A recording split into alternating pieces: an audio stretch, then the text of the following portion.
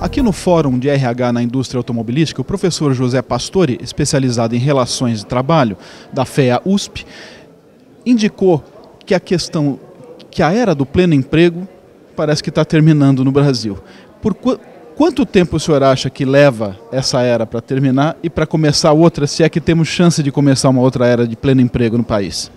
De fato, os desequilíbrios da economia brasileira acumulados nos anos anteriores estão causando uma onda bastante grande de desemprego em 2015. Eu acredito que essa onda deverá permanecer até de uma maneira crescente até o final do ano, infelizmente, não é?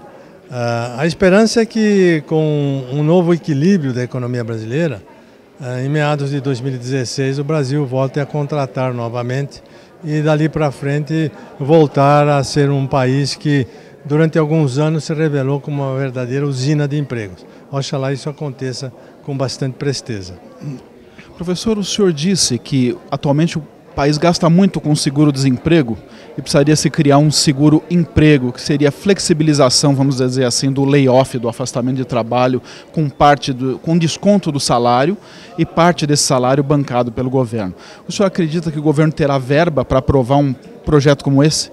Bem, o governo atual precisa ter verba para bancar o seguro-desemprego, que custa muito caro. O Brasil pode chegar até o fim do ano gastando 45 bilhões de reais com seguro-desemprego. Os países que possuem seguro-emprego, o governo gasta também, gasta pagando uma parcela daquilo que os trabalhadores deixam de ganhar quando reduz a jornada de trabalho devido a problemas de demanda. Mas esse gasto é menor do que o dispêndio com o seguro-desemprego. Eu acho que, fazendo as contas direitinho, o governo vai achar que é mais conveniente ter um seguro-emprego do que um seguro-desemprego.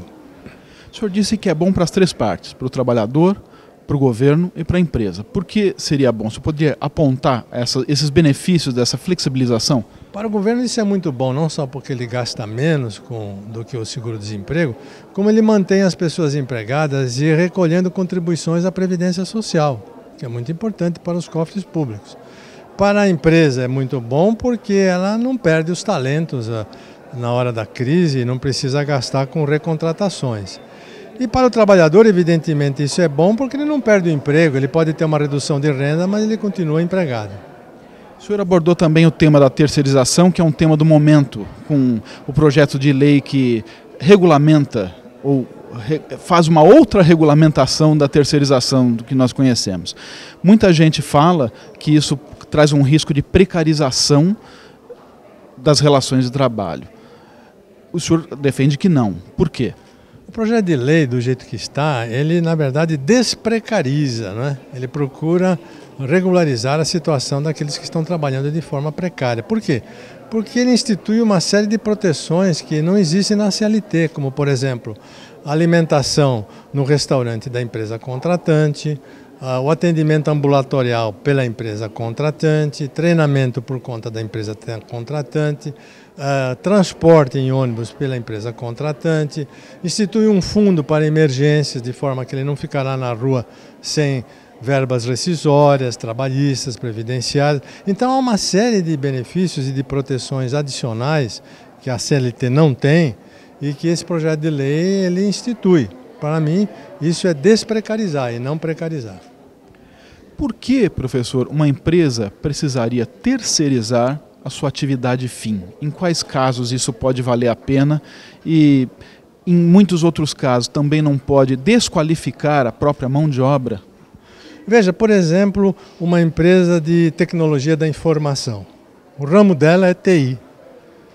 Mas ela, às vezes, precisa de um sistema que depende de talentos e de pessoas mais especializadas do que o seu quadro pessoal. Então ela vai e contrata, ela terceiriza a elaboração desse sistema que é incluído depois dentro do seu portfólio de produtos. Ela terceirizou uma atividade fim dela.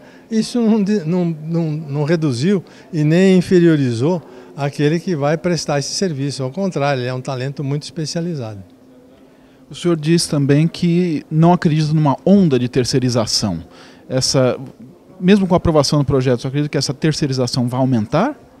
Eu acho que não. Eu acho que o projeto de lei ele impõe uma série de obrigações e de responsabilidades para a empresa contratante e também ele impõe uma série de novas despesas para terceirizar. Então eu acho que as empresas contratantes vão pensar 2, 3 vezes antes de terceirizar. E vão fazer uma conta. Talvez para elas seja mais interessante, neste ou naquele caso, contratar mais pessoas no seu quadro próprio, em lugar de terceirizar. Essa conta terá que ser feita caso a caso. Eu acho que o projeto não vai disparar a terceirização, não. Muito obrigado, professor.